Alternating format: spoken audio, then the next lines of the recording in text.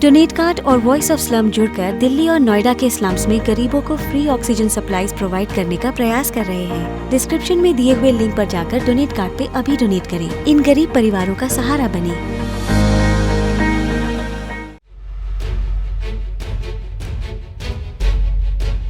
जब polio plus vaccine हुआ था कैंपेन, तो लगभग 20 साल चला था, तब देश में वैक्सीनेशन हुआ था। ये भारत बहुत बड़ा देश है ना।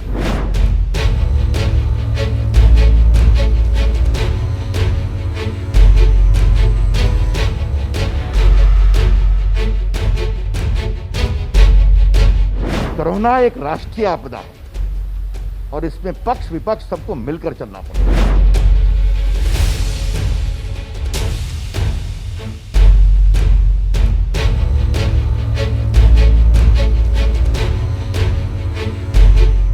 पीएमसीएच में सुजीत झा जी 5000 लीटर पर मिनट का संयंत्र लग रहा है। एनएमसीएच में 2500 लीटर पर मिनट का संयंत्र लग रहा है और आईजीएमएस की व्यवस्था मैंने स्वयं कराई है, वहां एक 100 बेड का ऑक्सीजन का संयंत्र है। केंद्रीय मंत्री रविशंकर प्रसाद अपने संसदीय क्षेत्र पटना साहिब में अस्पतालों में समीक्षा कर रहे हैं, यहाँ के हालात को देखने के लिए आए हैं। अभी ये मौजूद हैं गुरु गोविंद सिंह सदर अस्पताल पटना सिटी में।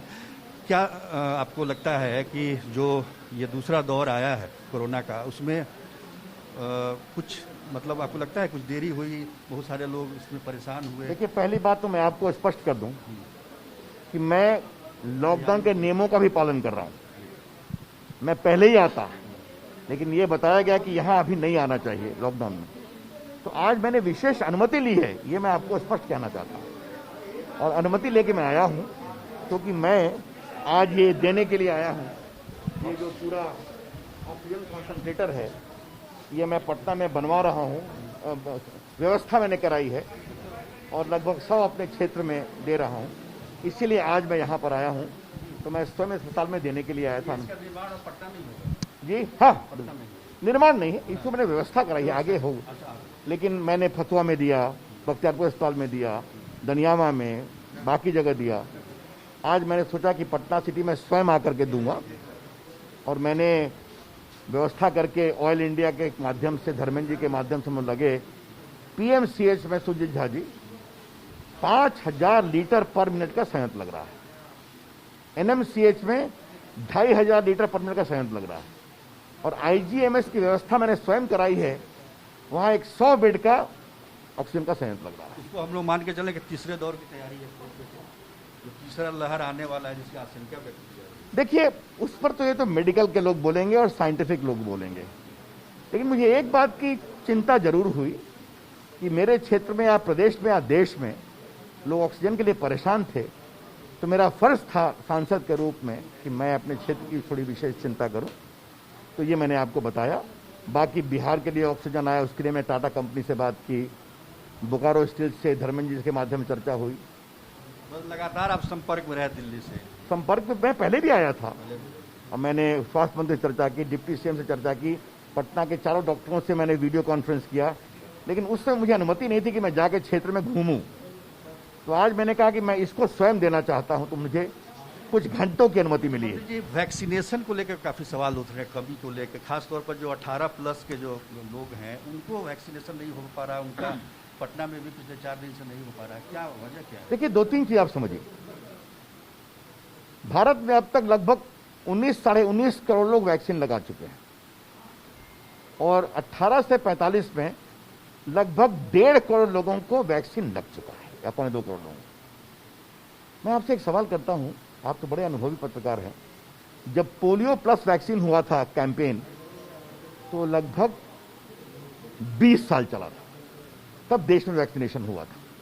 ये भारत बहुत बड़ा देश है ना, इसीलिए जैसा हम लोगों ने कहा है कि दिसंबर-नवंबर तक देश में 200 करोड़ वैक्सीन की पूरी व्यवस्था हो जाएगी, जिसके बारे में डॉक्टर पॉल ने कहा है, कल प्रकाश जी ने कहा है, हम लोगों ने कहा है। हम लोग लगे हुए हैं और इसकी पूरी चिंता करेंगे। और ये कोरोना का जो दूसरा वेव है, सिर्फ भारत में नहीं है सुजीत बाबू, जापान में भी है, जर्मनी में भी है, अमेरिका में भी है, इंग्लैंड में भी है। तो इसमें समन्वय, संयम और एक प्रकार से साझेदारी तीनों से मिलकर काम करना पड़ेगा। आपने जो पटना की बात बताई है, यहाँ भी लोगों ने, मैं देखूंगा, लेकिन अभी तक जो बताया गया है कि आने वाले 8-10 दिन का प्रोग्राम बना के भेजते हैं कि आपको दे रहे हैं, यहाँ भी आएगा। अच्छा, आपको लगता है कि बहुत सारे लोग जो गाँव में आदिवासी लोग जो है वो वैक्सीन लेने से मना कर रहे हैं, आपको क्या लगता है इसमें कहीं विपक्ष जिस तरह का प्रचार प्रसार जिस तरह से किया विपक्ष? अब आज मैं आपसे राजनीति की क्या बात करूं? क्या एक बड़े प्रदेश के पूर्व मुख्यमंत्री नहीं कहा कि ये भाजपा की वैक्सीन नहीं लगवाएंगे? और बहुत विनम्रता से सुजीत बाबू आपसे पूछूंगा, श्रीमान राहुल गांधी जी ने अभी तक वैक्सीन लगवाया है क्या? देखिए, आप तो इतने मतलब आपकी जानकारी बड़ी पक्की होती है। ये क्या हो रहा है भाई? क्या कई कांग्रेस के प्रदेशों ने इसका विरोध नहीं किया था क्या? कोरोना एक राष्ट्रीय आपदा है और इसमें पक्ष विपक्ष सबको मिलकर चलना पड़ेगा।